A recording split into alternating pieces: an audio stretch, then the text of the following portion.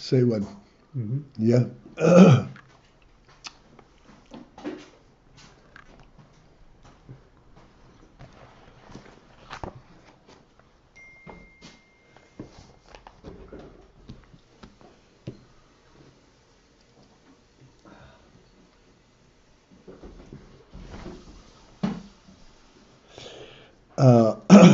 I don't know exactly where we start. We stopped yesterday. We'll start from the line begins with Tirah law. In middle, just below the middle of page Kuf Memtes. Tes Hey Ayin. Good morning. Someone is complaining they don't have the phone. They can't connect on the conference line. Okay, Was it called in? 1 second.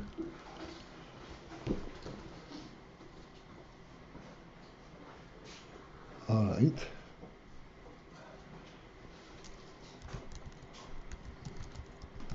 I dialed in already. So I guess No, it's he's not. talking about the video The conference. video call. Okay. Okay, so what's a moment? We're working on it. Okay, there, it's done. Hello? It's done. It should be done now. Okay, hopefully it wasn't me. Someone else. I don't know who. Okay, I guess. Okay, however it is.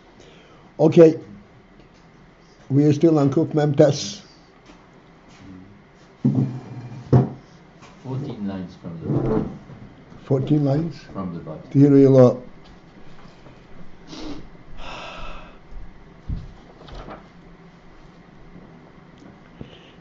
There are certain words over here that I'd like to focus in, and we'll be able to get some sense of what the Rebbe is trying to get us to realize. Again, the Rebbe begins to hear Tes Hey Ayin Shlifnei HaTzimtzum. This is the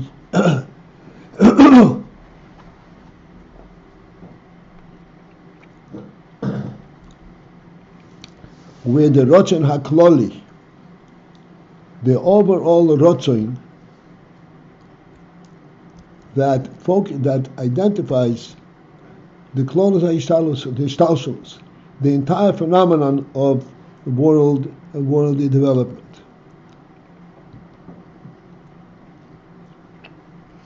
Look, Maimer,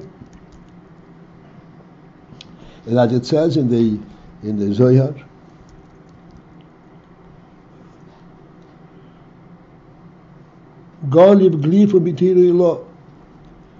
that at that point when there was a Rotzen to bring forth a world, so he gave a scratch in Tirah law in the supreme purity, which means he brought forth from the supreme purity a certain aspect of a content, which is no longer the purity as it is unto itself. Speaks about something of a lesser quality of a content. Shezehu, again, we will try to get some kind of a sense as after we bring out the whole thing. Shezehu, which is known as Bechinas, as the aspect Hahashora, the projection.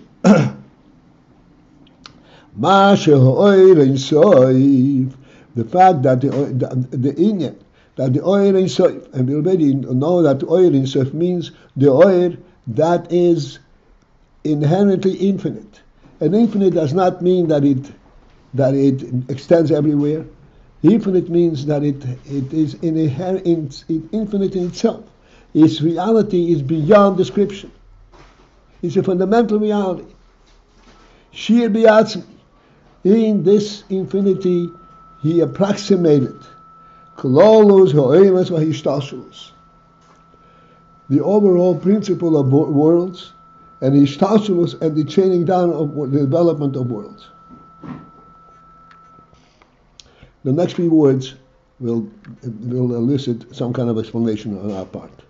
V'ha'oir ein soif atzmoi, and then the oil in soif itself, soive mumakif kulam, surrounds and embraces them all, behashvo, in total equality.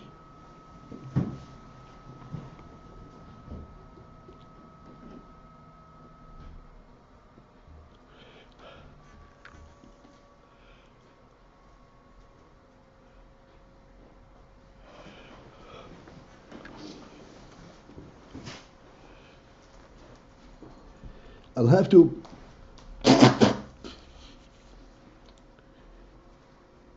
interrupt the flow for a moment and discuss the principle of soivev and makif, which we have been encountering all along. And we have discussed it. I'd like to focus in a little deeper into it and identify its phenomenal significance. One of these days we had a discussion here in class, in the shir, and we realized a phenomenal concept, which constantly goes contrary to our normal thinking.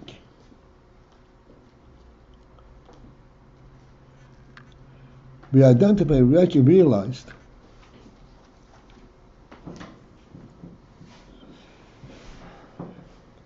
as, for example, the rooms in the house came to be identified after the house was recognized. Not the opposite way. At first you have idea of rooms, and they build a house in order to contain these rooms, but just the opposite. It is the house that brings forth the idea of rooms, and then it develops further what each room stands for.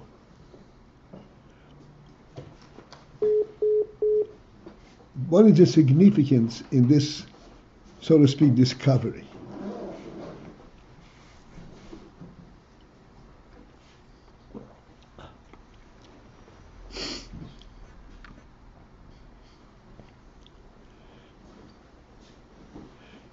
What this is saying is that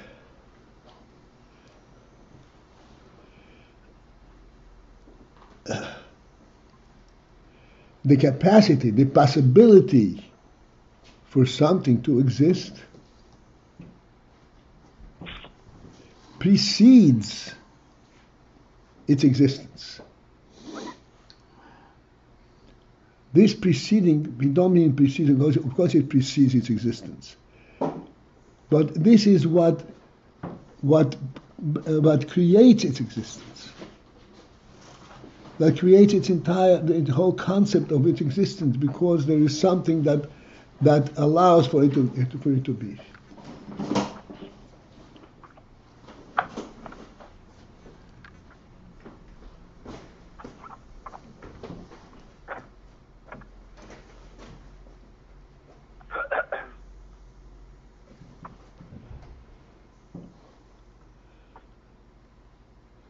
The significance of this is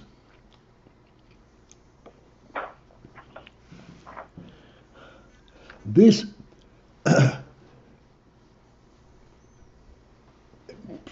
existence prior to existence, so to speak, this provider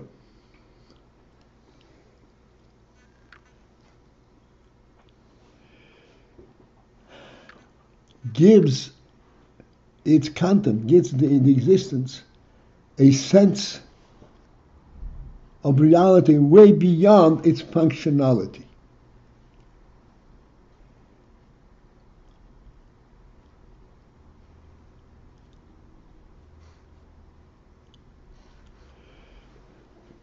What comes to mind to demonstrate this is the following, a very simple thing. We all know what food is, and we know what the function of food is. Now when you make a feast, a meal of grace, you invite many guests, which consists, of course, of meals and maybe a luscious meal. But it is not the meal that created this gathering. He didn't gather there in order to eat together. You gather there because there is significance in the gathering. And the meal is a means to identify and to reveal the significance of this gathering.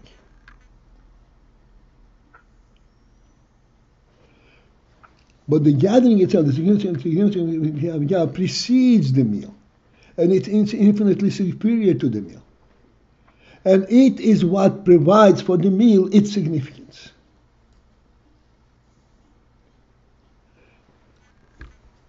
This is something that illustrates the principle that the makif is what provides the significance for the pnimi, not the opposite, the other way around. Even though what you're actually doing in this gathering, you're sitting and eating together. But this is not the focus. This is not the real thing that's happening. And this is not, the eating is not what initiates this whole phenomenon.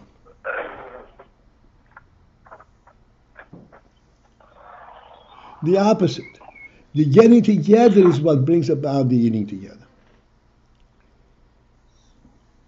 And eating together is only the lowest aspect of the entire experience.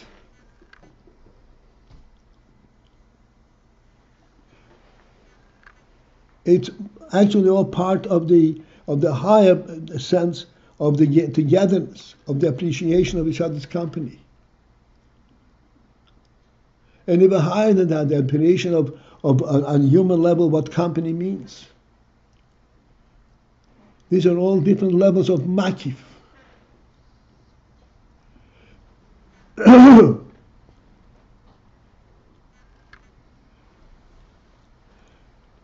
Having expressed that, it gives us a means to understand and to project this makif that we spoke about now. We can all readily identify it. But we have to be able to project from this and understand that there is an element of makif, or supreme reality,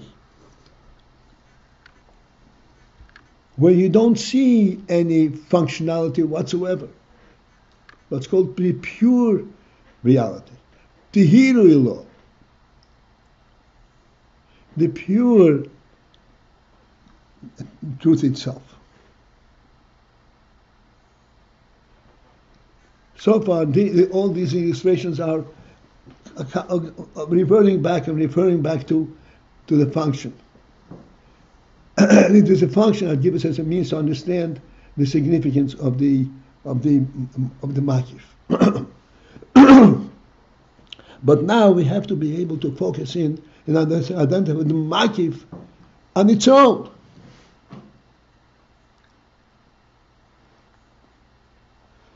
The truth of the makif itself. This is called tirah. It's called rotzin poshut.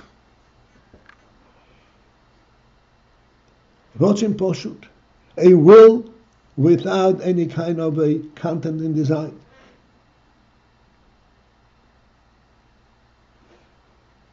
This will is superior, and it is the foundation of all existence.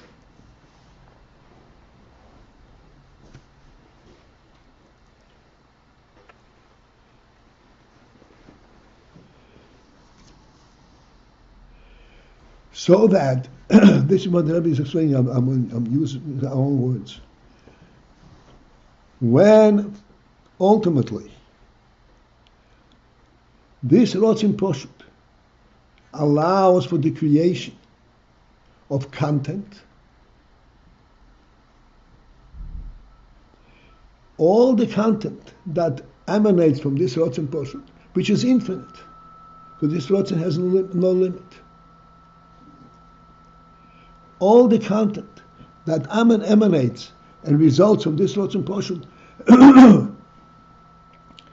after all is revealed, the Rotzen Poshut is what embraces it and gives it a real presence, the makif for all of it. The Rotzen Poshut is what says all of this is very significant because it is emanating from this Rotzen Poshut. You have a great feast, and it's great things are happening, and a lot of interaction and so forth.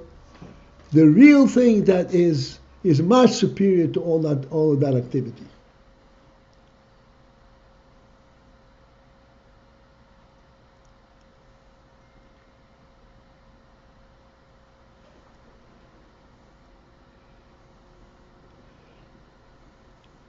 And the real thing continues to embrace and to enhance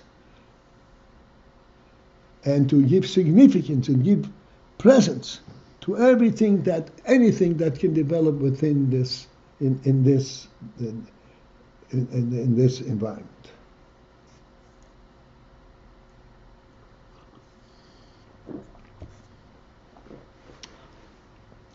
This is the meaning of these words. And when the line that begins with the word tirah b'yatzmai, just below the middle. Towards the end of that, in the middle of that line, it says, V'hoi ein soif atzmai. Then afterwards, and everything has been identified, shir has been judged, projected. Then the Ein Sof Atzmai, the Ein Sof itself, is the very truth of the Ein Sof itself, Soibe v'makiv kula, surrounds and embraces them all behashva, in total equality. Because they're all ultimately representative of the Ein Sof. They're all there because there is Ein Sof here. So even after they identified, they're completely dependent on the fact that the Ein Sof embraces, surrounds them. And this is what makes them a sense of reality.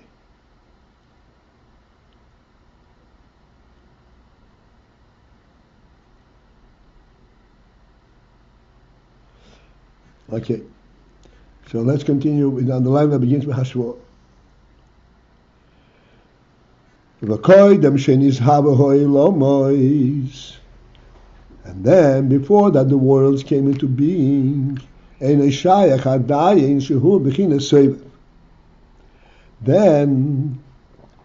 at that point, it is not applicable as yet to describe the Ein Sof as being a sovereign, surrounding, since there is nothing to surround, there's nothing to embrace. So it doesn't have the bechina of Seviv. But nonetheless, he is the source for everything. So what is the proper way to describe the situation at that point? He is the source of, but it's not surrounding them, because there's nothing to surround. So explained. Rak, the only thing that is possible to be said at that point is, Mashekoyle les kulam. The fact that koilen, he includes everything.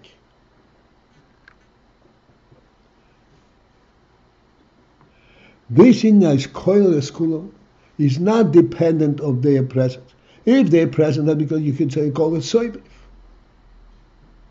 Koilen is a different concept. Koil is not that there is something there to identify something. If something is there, it's called soiv.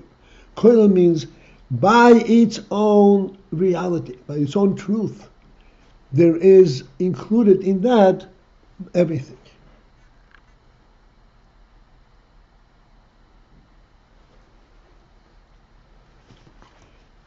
This is koil. This soiv, this higher level, is koil, includes everything.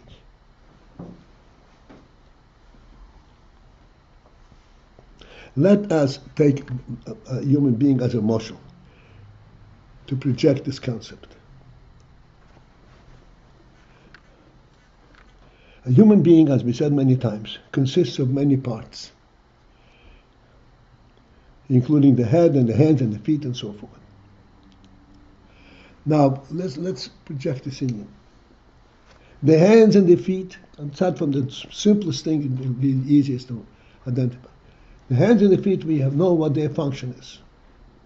The hands is to be able to reach up and to reach out and take things. The feet is to be able to move around. So that the hands and the feet that present these functions of the human being, to be able to reach out and take things, and to be able to move around.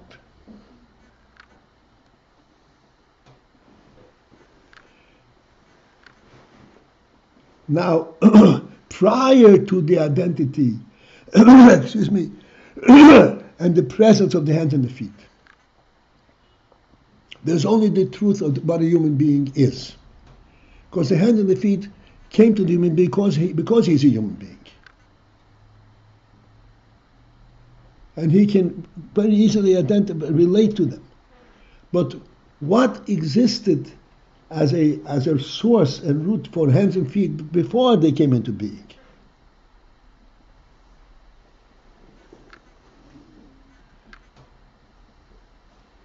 The human being, by definition, is able to get around to any place he wants.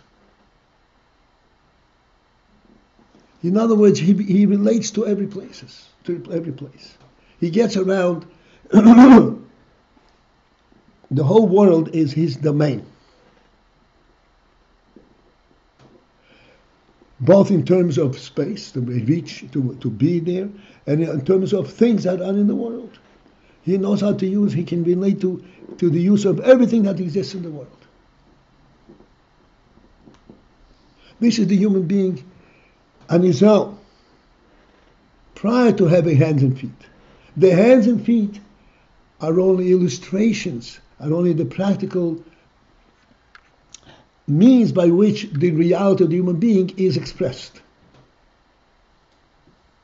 The human being can reach out and take things not because he has hands, but because of the truth of the human being. Atzmai. The hands are only the external manifestation of that truth of the human being. The feet are only the external manifestation of the truth of the human being, that he belongs everywhere, and that everything is his domain.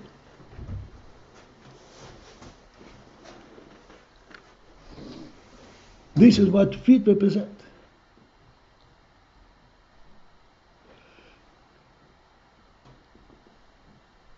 This is what I said, before anything was created. So you can't refer to it as Sovev, that he surrounds and embraces all of these faculties. He doesn't. There's nothing to embrace.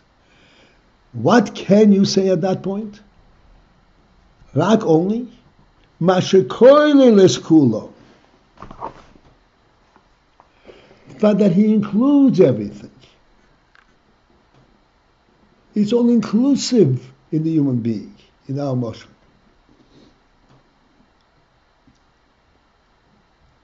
So that when he finally gets this faculty, this is not something which is redefining a human being. On the contrary, this is revealing what the human being is.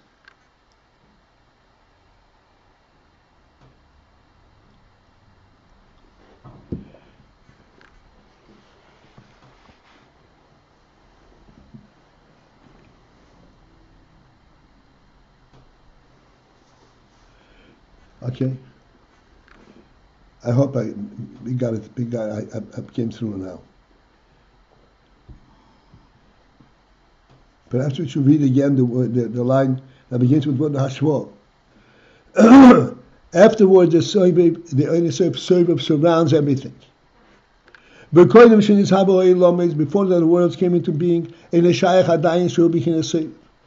it's not applicable yet to say that he has a quality of Sovev or surrounding anything, because there's nothing there. What then is it? If there's nothing there, so do these things that ultimately come out have to do with him or not? The answer is, yeah, of course. Rak only what can be said. The fact that he includes them, they're all rooted in the truth of his own being. Like a human being, when he has hands and feet, because this is all rooted in the truth of human being, that he has the reality, the relationship to the entire world. That ultimately is demonstrated by hands and feet.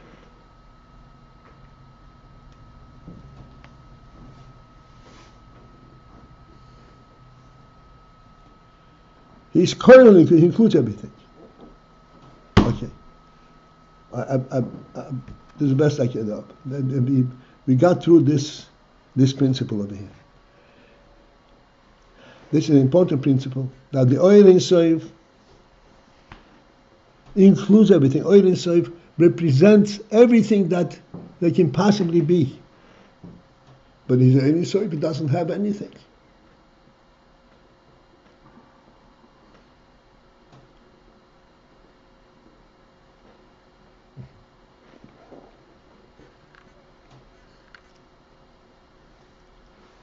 In the human being's illustration, muscle, the hands and feet are a derivative, the result of what a human being is. They're not what constitutes a human being.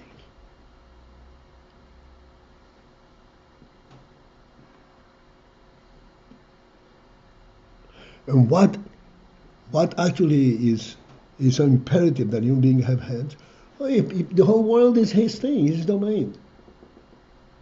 Yes, he reaches out to everything. And feet, likewise, he belongs everywhere. Everything is his. His mind, his soul, and his relationship extends everywhere. Not extends beyond himself. It is his thing. He says this is his domain. He defines what they are. It is a human being who defines what it means to have a house.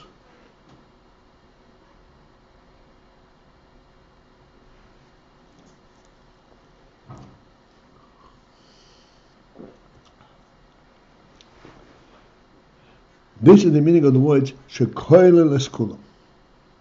The oil soif is koyle leskulam, includes everything. Please tell me if we get the point. Shlomi Anderson? Yes? Oh, Baruch Hashem.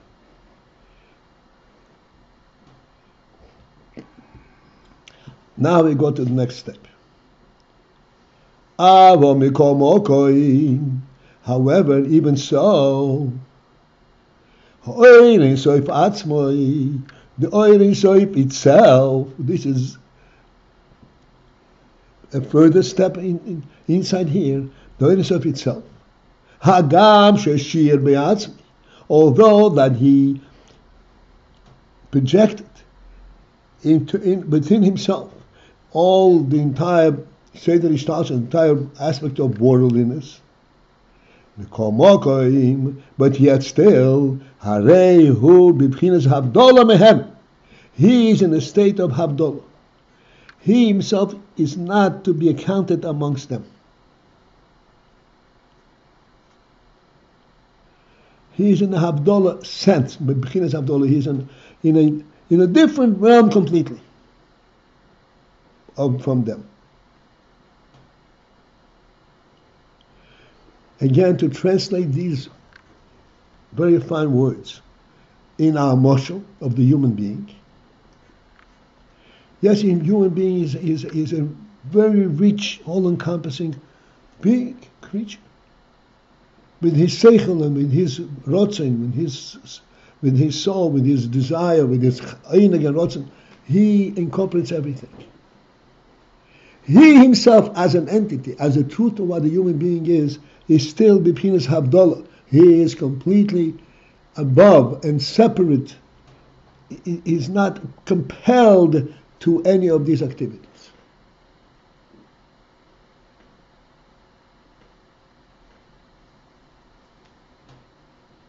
Even after, this will just illustrate the point, even after the human being has a home, and he has all the conveniences and comforts of the home. And you would think this home and this place expresses the richness and the greatness of the human being. Far from it.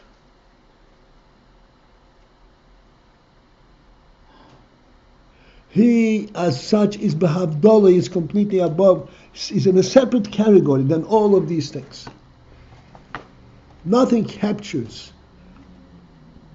nothing in the world can possibly capture in this and identify what the truth of a human being is.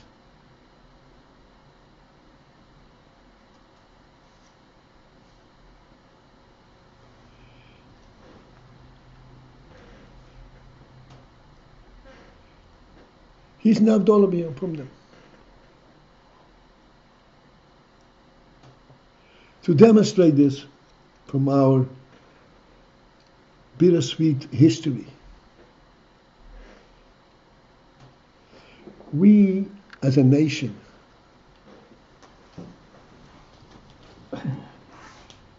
are a continued living demonstration of the reality that we're talking about. We flourished in Spain, what's called the glorious days of Spain. We flourished in Spain. People were in the highest echelons of government. We had the greatest riches and so forth. Then there was a gate of Spain, then we were driven out of Spain. We lost all of that. Did we lose ourselves when that happened? Did we got reduced because of this Gerus, because of this expulsion? Nothing. We went out into nothingness, looking for a place where we can start rebuilding our lives. Because the soul has built up not because of the opportunity, but because who we are.